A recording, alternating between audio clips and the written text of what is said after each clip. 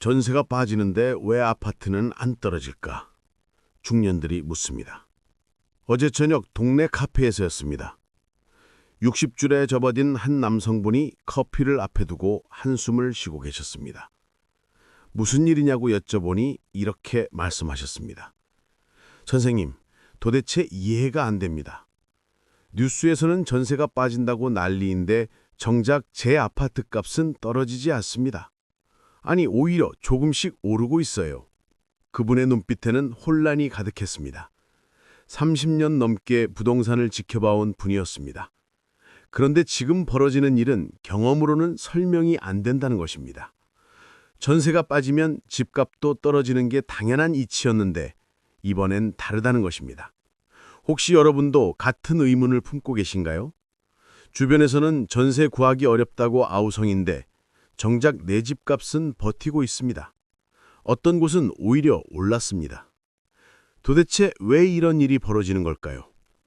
그분은 젊은 시절부터 부동산을 공부했다고 합니다. 경제신문을 빠짐없이 읽었고 전문가들의 의견을 귀담아 들었습니다. 그리고 하나의 확신을 갖게 되었습니다. 전세가와 매매가는 함께 움직인다고. 전세가 오르면 매매가도 오르고 전세가 떨어지면 매매가도 떨어진다고. 실제로 지난 수십 년간 그 공식은 맞아떨어졌습니다. 전세가 급등하던 시기에는 매매가도 치솟았습니다. 전세가 주춤하면 매매가도 조정을 받았습니다. 그래서 많은 분들이 전세가를 보고 집을 샀습니다. 전세가가 오르면 지금이 기회라고 생각했습니다. 하지만 지금은 다릅니다. 전세가는 분명히 약세입니다. 예전 같으면 금방 나가던 전세 매물들이 몇 달씩 남아 있습니다. 집주인들은 전세금을 낮춰야 세입자를 구할 수 있습니다. 명백한 전세 하락입니다. 그런데 매매가는 어떻습니까? 떨어지기는커녕 버티고 있습니다. 어떤 단지는 오히려 호가가 올랐습니다. 매물도 많지 않습니다. 파는 사람이 없는 겁니다. 이게 대체 어떻게 된 일일까요? 그날 그분과 긴 대화를 나눴습니다. 그리고 함께 고민했습니다.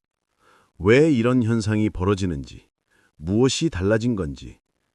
그 답을 찾는 과정에서 우리는 놀라운 진실을 발견하게 되었습니다. 시장이 변했습니다. 근본적으로 달라졌습니다. 예전의 공식이 더 이상 통하지 않는 새로운 시대가 온 것입니다. 그런데 많은 사람들이 아직도 옛날 방식으로 시장을 보고 있습니다. 그래서 혼란스러운 겁니다. 가장 큰 변화는 무엇일까요? 바로 인구 구조입니다. 우리나라 인구 구조가 완전히 바뀌었습니다. 젊은 세대의 숫자가 줄어들었습니다. 결혼도 늦어지고 출산율도 낮아졌습니다. 전세 수요층이 근본적으로 감소한 것입니다. 예전에는 어땠습니까? 20대 후반에서 30대 초반이면 결혼했습니다. 신혼집으로 전세를 얻었습니다. 그러다 아이가 태어나면 더 큰 평수로 전세를 옮겼습니다. 그렇게 10년 정도 전세로 살다가 집을 샀습니다. 이게 보편적인 패턴이었습니다. 하지만 지금은 완전히 달라졌습니다. 결혼 연령이 늦어졌습니다. 30대 중반에 결혼하는 것도 흔합니다. 아예 결혼하지 않는 사람도 많습니다. 결혼해도 아이를 낳지 않거나 한 명만 낳습니다. 전세 수요가 줄어들 수밖에 없습니다. 더 큰 문제가 있습니다. 젊은 세대의 경제력이 약해졌습니다. 좋은 직장을 구하기 어렵습니다. 비정규직이 많습니다. 소득이 불안정합니다. 그러니 전세 보증금을 마련하기 힘듭니다. 전세 대신 월세를 선택하는 사람들이 늘어났습니다. 한 부동산 중개업자의 이야기입니다. 20년째 같은 동네에서 일하고 계십니다. 그분은 확실히 느낀다고 합니다. 전세 문의가 줄었다고. 예전에는 전세 물건이 나오면 금방 계약이 되었는데 이제는 몇 달씩 걸린다고 합니다. 특히 큰 평수는 더 어렵다고 합니다. 30평대 후반이나 40평대는 거의 전세가 안 나간다고 합니다. 그나마 움직이는 건 소형 평수라고 합니다. 하지만 그것도 예전만 못하다고 합니다. 반면 매매 시장은 다릅니다. 오히려 수요가 탄탄합니다. 왜 그럴까요? 바로 중장년층의 수요 때문입니다. 50대, 60대 분들이 집을 사고 있습니다. 은퇴 자금으로, 자녀 결혼 자금으로, 여유자금으로 부동산에 투자하고 있습니다. 이 세대는 다릅니다. 경제적 여력이 있습니다. 평생 일하며 모은 돈이 있습니다. 퇴직금도 받았습니다. 부모님께 물려받은 자산도 있습니다. 그 돈을 어디에 쓸까요? 주식은 불안합니다. 이자율은 낮습니다. 결국 부동산으로 향합니다. 특히 좋은 입지의 아파트를 선호합니다. 교통이 편리하고 생활 인프라가 좋은 곳, 학군이 좋은 곳, 재건축, 재개발 가능성이 있는 곳, 이런 곳은 수요가 끊이지 않습니다. 그러니 가격이 떨어지지 않는 것입니다. 또 다른 변화가 있습니다. 집을 파는 사람이 줄었습니다. 왜일까요? 이자율이 낮기 때문입니다. 이자가 예전보다 많이 낮습니다. 집을 팔아서 전세를 얻어야 할 이유가 없습니다. 그냥 집을 보유하면서 조금씩 대출을 갚아가는 게 낫습니다. 예전엔 달랐습니다. 이자율이 높았습니다. 대출 이자 부담이 컸습니다. 그래서 집값이 조금이라도 오르면 팔아서 차익을 실현했습니다. 그리고 전세로 내려갔습니다. 그게 현명한 선택이었습니다. 하지만 지금은 다릅니다. 이자 부담이 크지 않습니다. 억지로 팔 이유가 없습니다. 오히려 보유하는 게 유리합니다. 장기적으로 가격이 오를 거라는 기대도 있습니다. 그러니 매물이 안 나오는 겁니다. 한 50대 남성분의 사례입니다. 10년 전에 아파트를 샀습니다. 대출을 많이 받았습니다. 당시에는 이자 부담이 컸습니다. 집을 팔까 고민도 많이 했습니다. 하지만 버텼습니다. 지금은 어떻습니까? 대출 이자가 많이 낮아졌습니다. 월 이자가 관리비보다 적습니다. 팔 이유가 전혀 없습니다. 오히려 추가로 매수를 고려하고 있습니다. 이런 사람들이 많습니다. 정부 정책도 영향을 미쳤습니다. 주택 공급이 늘어났습니다. 신도시가 개발되고 재건축, 재개발이 진행되면서 새 아파트가 많이 나왔습니다. 전세로 살던 사람들이 내 집을 마련하게 되었습니다. 전세 수요가 매매 수요로 전환된 것입니다. 동시에 임대사업자 제도가 변했습니다. 예전에는 세제 혜택이 많았습니다. 그래서 임대사업자 등록을 많이 했습니다. 전세를 놓았습니다. 하지만 제도가 바뀌면서 혜택이 줄었습니다. 이제는 전세보다 월세가 유리합니다. 그래서 집주인들이 전세를 월세로 전환하고 있습니다. 전세 매물 자체가 줄어드는 겁니다. 전세를 구하려는 사람은 있는데 공급이 줄어드니까 겉보기에는 수요가 있어 보입니다. 하지만 실제로는 전체 전세 시장이 위축되고 있습니다. 여기서 중요한 질문이 생깁니다. 그렇다면 앞으로는 어떻게 될까요? 전세는 계속 약세일까요? 매매가는 계속 버틸까요?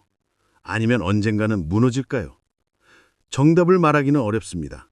하지만 분명한 것이 있습니다. 예전의 공식이 더 이상 통하지 않는다는 것입니다. 전세가만 보고 매매가를 예측할 수 없습니다. 시장을 보는 새로운 눈이 필요합니다. 첫째로 입지를 봐야 합니다. 모든 아파트가 같은 게 아닙니다. 좋은 입지는 수요가 탄탄합니다. 교통이 좋고 인프라가 좋은 곳, 일자리가 많은 곳, 학군이 좋은 곳, 이런 곳은 가격이 잘 버팁니다. 반면 외곽 지역은 다릅니다. 교통이 불편하고 인프라가 부족한 곳, 일자리가 없는 곳, 이런 곳은 수요가 약합니다. 전세가도 떨어지고 매매가도 약세입니다. 같은 시기에도 지역별로 완전히 다른 양상을 보입니다. 둘째로 인구 구조를 봐야 합니다. 해당 지역에 어떤 연령대가 사는지, 젊은 층이 많은지 중장년층이 많은지, 인구가 유입되는지 유출되는지, 이게 중요합니다. 젊은 층이 계속 들어오는 지역은 전세 수요가 유지됩니다. 일자리가 많은 신도시나 개발 지역이 그렇습니다. 하지만 고령화가 진행되는 지역은 다릅니다. 전세 수요가 줄어듭니다. 셋째로 공급을 봐야 합니다. 앞으로 몇 년간 신규 공급이 얼마나 나오는지, 재건축, 재개발 물량은 얼마나 되는지, 공급이 많으면 가격이 눌립니다. 공급이 적으면 가격이 버팁니다. 문제는 공급이 지역마다 다르다는 것입니다. 어떤 곳은 공급 과잉입니다. 어떤 곳은 공급 부족입니다. 전체적인 평균으로 볼 게 아니라 개별 지역을 파야 합니다. 한 60대 여성분의 고민입니다. 지방에 아파트가 한 채 있습니다. 전세를 놓고 있는데 세입자가 나간다고 합니다. 새로 전세를 구하기 어렵다고 중개업자가 말합니다. 월세로 전환하라고 합니다. 그런데 고민입니다. 월세로 전환하면 당장은 수익이 생깁니다. 하지만 집값이 떨어지지 않을까 걱정됩니다. 전세가가 떨어지면 집값도 떨어진다고 알고 있기 때문입니다. 이분께 말씀드렸습니다. 해당 지역을 자세히 봐야 한다고. 인구가 계속 빠져나가는 곳인지, 일자리가 없어지는 곳인지, 신규 공급이 많이 나오는 곳인지, 이런 요소들을 종합적으로 봐야 한다고. 만약 인구가 계속 빠져나가는 지역이라면 장기적으로는 집값도 약세일 가능성이 높습니다. 반대로 개발이 진행되고 인프라가 좋아지는 곳이라면 일시적으로 전세가가 약해도 집값은 버틸 수 있습니다. 중요한 것은 획일적으로 판단하지 말라는 것입니다. 전세가가 빠진다고 무조건 집값이 떨어진다고 생각하면 안 됩니다. 반대로 집값이 버틴다고 무조건 안전하다고 생각해도 안 됩니다. 시장을 제대로 읽어야 합니다. 내가 가진 부동산이 어떤 특성을 가지고 있는지, 어떤 수요층을 대상으로 하는지, 앞으로 어떤 변화가 예상되는지 이런 것들을 냉정하게 분석해야 합니다. 한 가지 더 중요한 사실이 있습니다. 부동산은